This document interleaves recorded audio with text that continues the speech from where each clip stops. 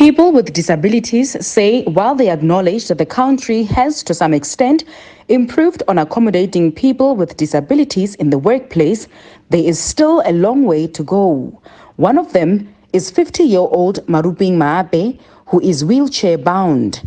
He says one of the factors leading to the slow progress is lack of consultation with people with disabilities. Currently, they are trying, but we are not satisfied about the way we are being served or our needs being accomplished.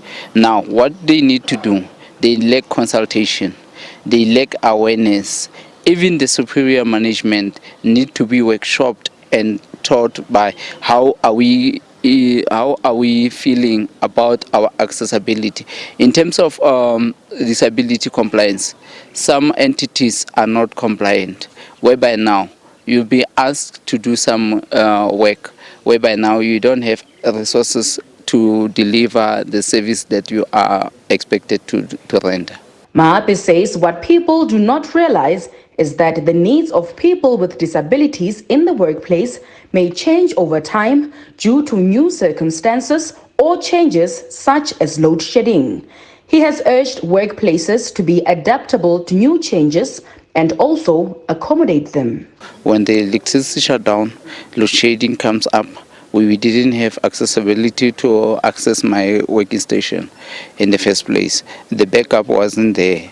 The lift is not so conducive and accommodative. It's a small lift whereby now people with disability, a person with a crutch, a person with a wheelchair cannot access the working station while the lift is off. Meanwhile, the workers' unions are also of the view that more needs to be done. The government has really not done justice. They've not done enough to accommodate the special needs of these people.